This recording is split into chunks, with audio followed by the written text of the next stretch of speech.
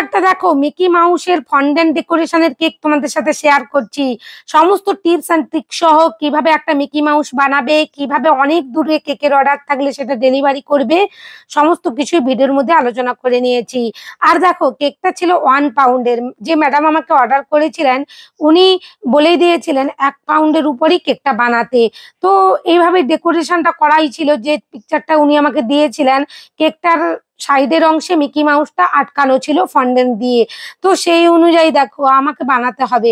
তো আমি 5 ইঞ্চির মোল্ড কিন্তু এখানে ইউজ করেছি। এক্ষেত্রে কিন্তু আমি কোনো ভুল করছি না। সবসময় কিন্তু যখন দেখবে হাইটের কেক আছে বা ডিজাইন গুলো হাইট কেকে করা আছে, তো পিকচার অনুযায়ী যদি কাস্টমার তোমাদের পিকচার দিয়েই দেয়, তো সেই অনুযায়ী তোমরা কিন্তু মোলটা নির্বাচন করে নেবে। এখানে আমার 5 ইঞ্চির একটা দেখো হাইটের মোল ছিল, তার মধ্যে কিন্তু আমি কেকটা বেক করব। 2টো ডিমের 1 পাউন্ডের কেক, আর ফ্লেভার ছিল বাটার স্কচ। খুব সুন্দর ভাবে আমি কিন্তু বানিয়েছি। সমস্ত টিপস এখানে শেয়ার করেছি কিভাবে আমি বানালাম। তোমরা যারা ফোম রেডি করতে গিয়ে অসুবিধায় পড়ো, ভিডিও দেখানো প্রসেস অনুযায়ী কিন্তু করে নিও। এই 2টো ডিম 4 থেকে 5 মিনিট, মিনিমাম 6 মিনিট যদি বিট করো চিনি দিয়ে, এভাবে একটা ফোমি আকার হয়ে যাবে। তারপরেই দেখো তেল আর এসেন্স দেওয়ার পরেই ধীরে ধীরে এখানে কিন্তু হালকা হাতে মিশিয়ে নিতে হবে। এরপর আগে থেকেই দেখো বেকিং টিনটা রেডি করে রেখেছিলাম, আর প্রিহিট করা ওভেনের মধ্যে আমি কিন্তু এই কেকটা বেক করে নিয়ে আসবো। কখনোই কিন্তু প্রিহিট করা ওভেন ছাড়া পারফেক্ট কেক বেক হবে না। যেহেতু 1 পাউন্ডের একটু হাইটের যাচ্ছিলাম, তাই 5 ইঞ্চির মোল্ড ইউজ করেছি। কত হাইট এসেছে আর নরম সফট স্পঞ্জি কেক হয়েছে। এখানে আমি 4টে লেয়ারে ভাগ করে কাজটা করছি। তোমরা এখানে 4টের বেশি লেয়ারও করতে পারো, কোনো অসুবিধে নেই। এখানে যতটা হাইট হয়েছে 4টে লেয়ারের বেশিও হতে পারে, 5টে লেয়ারও করা যেতে পারে। আমি যেহেতু দেখছিলাম যে মিকি মাউসটা আমার এসেই যাবে, তো সেই অনুযায়ী দেখো 4টে লেয়ারে করে নিয়েছি। প্রথমেই আমি এখানে বোর্ডের মধ্যে ক্রিম লাগিয়ে স্পঞ্জটা বসিয়ে দিয়েছি। এই কেকটা 13 থেকে 14 কিলোমিটার দূরেই ডেলিভারি করার ছিল। আর যে ম্যাডাম করেছিলেন উনি এর আগেও আমার কাছে কেক নিয়েছিলেন একবার।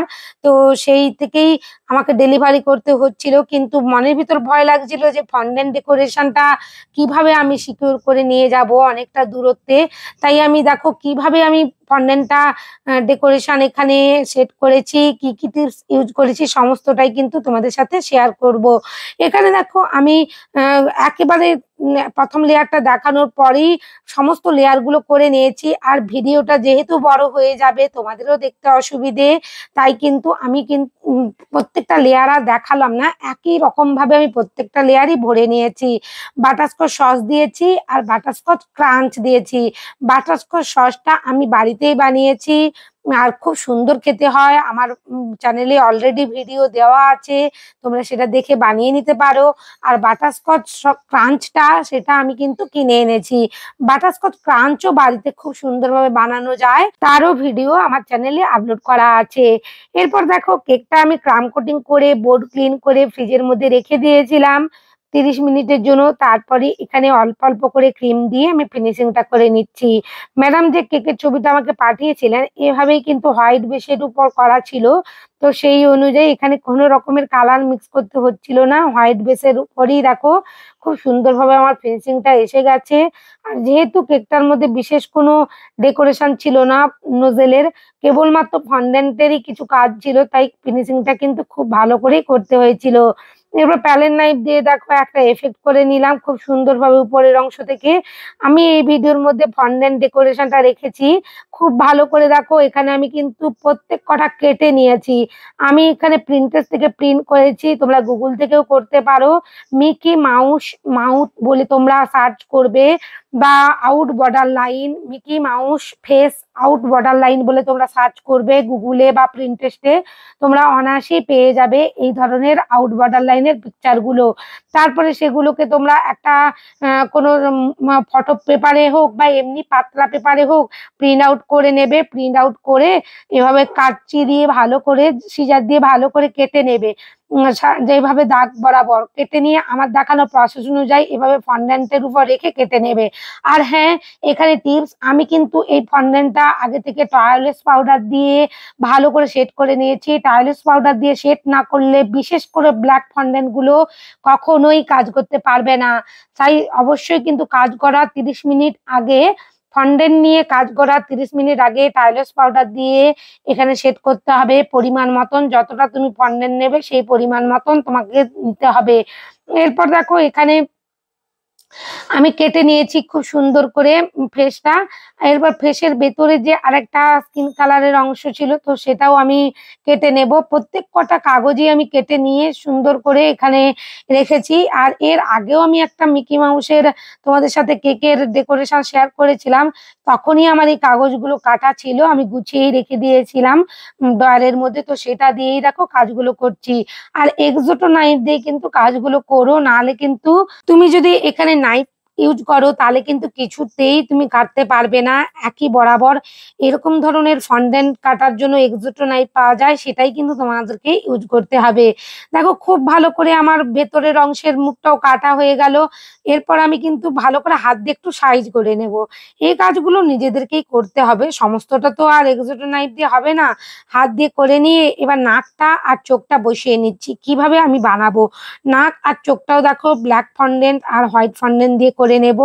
এখানে মুখের যে শেপটা, যে লিপ যেটা ঠোঁট সেটা কেটে নেব সেই বরাবর, কেটেই কিন্তু কাজটা করব। এভাবে ধৈর্য ধরে যদি একটা কাজ করো তাহলে কিন্তু পারফেক্ট ভাবে তুমি রেজাল্ট পাবে। আর কাজগুলো কিন্তু একটু ভেবে চিন্তে ধৈর্য ধরেই করতে হবে। আর এসির মধ্যেই কিন্তু এই ফন্ডেন্টের কাজগুলো এই গরমে বিশেষ করে করতে হবে, কখনোই কিন্তু এসি ছাড়া এই কাজগুলো করা যাবে না। বারবার হাতের মধ্যে ফন্ডেন্টটা উঠতে থাকবে আর তোমার সমস্ত কাজগুলো এলোমেলো করে দেবে, এদিকের কাটা ওদিকে হয়ে যাবে। তাই সব সময় বলবো ফন্ডেন্টের কাজ করবার সময় এসিতেই তোমাকে বসে কাজগুলো করতে হবে। ভুলভাল বলে লাভ নেই, তথ্য দিয়ে লাভ নেই। তো সেজন্যই আমি বললাম যে এসি ছাড়া কিন্তু ফন্ডেন্টের এই পারফেক্ট কাজ। এই দেখো কত সুন্দরভাবে কাটা হয়ে গেছে, কত সুন্দরভাবে শুকনো হয়ে গেছে এখানে ফন্ডেন্টটা। এভাবেই কিন্তু কাজগুলো করতে হবে এসির মধ্যে বসে। দেখো আমার এখানে মুখটাও খুব ভালো করে বসে গেছে, আমি হাত দিয়ে একটু সাইজ করে নিচ্ছি। এভাবে হাত দিয়ে একটু ফিনিশিংটা করে নিতে হবে। আর মুখের যে অংশটা আমি কেটেছি লিপটা, সেখানে এই রেড কালারের ফন্ডেন্টটা আমি কিভাবে দেখো রেডি করে বসিয়ে নেব। এটা আমি হাতের সাহায্যে আর একটু ফন্ডেন্ট টুলের সাহায্যেই কাজটা করে নিচ্ছি। এভাবেই ভিডিও দেখানো প্রসেস অনুযায়ী তোমরা করে নিও, দেখবে পারফেক্ট ভাবে একটা মিকি মাউসের মুখ করতে পারবে। সেটা তোমার বাড়ির কোনো বাচ্চার জন্য কেক বানাও কিংবা তোমরা ডেলিভারির জন্য বানাও, পারফেক্ট কাজ করতে পারবে। আর অবশ্যই কিন্তু এসিতে কাজ করছিলাম বলে জলের মধ্যে লাগছিল, কারণ নালে ড্রাই হয়ে যাচ্ছিল, একটার সাথে আরেকটা জুড়ছিল না। তাই একটু কিন্তু আমি তুলি দিয়ে জল দিয়ে এখানে আটকে নিচ্ছি। আর বেশি জল দিতে যেও না, তাহলে কিন্তু প্যাচ প্যাচ একটা ভাব এসে যাবে। এরপর দেখো আমি চোখ আর যে নাকের অংশটা সেটাই কেটে নিচ্ছি, খুবই ভালো করে কেটে নেব। একটা নোজেলের সাহায্যে আমি গোল করে কেটে নিয়ে তারপরে এক সাইড করে আমি একটু ওভেল টাইপ করে নিয়েছি, কারণ নাকের দেখো মাপটা ওভেল টাইপেরই আছে। তাই কিন্তু কি টেকনিকটা আমি ইউজ করছি সেগুলো দেখেই কিন্তু তোমাদেরকে এখানে করতে হবে। যতটা বলার আমি মুখে বলছি, ভিডিওটা হয়তো একটু বড় হয়ে গেছে, দেখতে অসুবিধে হতেই পারে। কিন্তু তোমরা যারা বানাতে চাও এই ফন্ডেন্টের ডেকোরেশন গুলো কিন্তু কিভাবে বানাবে বুঝে উঠতে পারছো না, আমার দেখানো প্রসেস অনুযায়ী বানিও আর আমার বলা টিপস গুলো ইউজ করো, দেখবে পারফেক্ট ভাবে তোমরা এরকম ধরনের একটা ফন্ডেন্টের কাজ করতে পারবে বাড়িতে অনায়াসেই। এরপর আমি এখানে চোখের অংশে একটা সাদা এফেক্ট দেওয়ার জন্য হোয়াইট কালারের ফন্ডেন্ট একেবারে পাতলা করে বেলে নিয়েছি। এরপর ভালো করে সেই চোখের অংশটা আটকে নিলাম।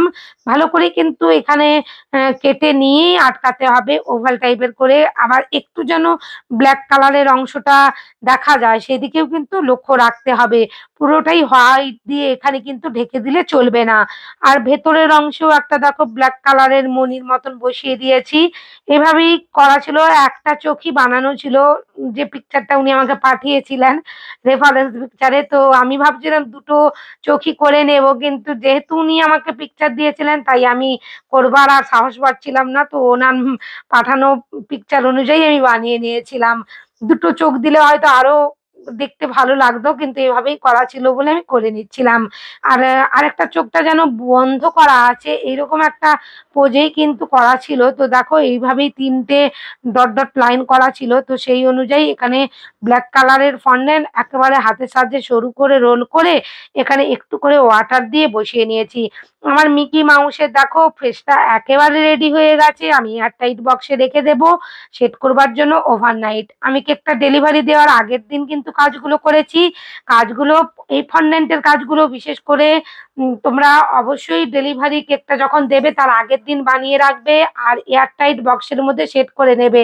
নাহলে কিন্তু পারফেক্ট ভাবে তোমরা এটা বসাতেও পারবে না আর পারফেক্ট ভাবে এটা কিন্তু ডেলিভারি হবেও না। এরপর পা ছিল করা, সামনের অংশে দুটো পা ছিল, তাই হোয়াইট কালারের দেখো ফন্ডেন্টকে আমি এক্সোটো নাইফ দিয়ে আর একটা ফন্ডেন্ট টুল দিয়ে এফেক্ট করে নিয়েছি। আর এই কেকটার সাইডের অংশে রেড কালারের ফন্ডেন্টের বর্ডার ছিল, তো সেই বর্ডারটাও দেখো করবার জন্য পাতলা করে আমি এখানে ফন্ডেন্ট কেটে নিয়েছি আর একটা পিৎজা কাটার দিয়ে খুব সুন্দর করে আমার যতটা প্রয়োজন আমি কেটে নিলাম।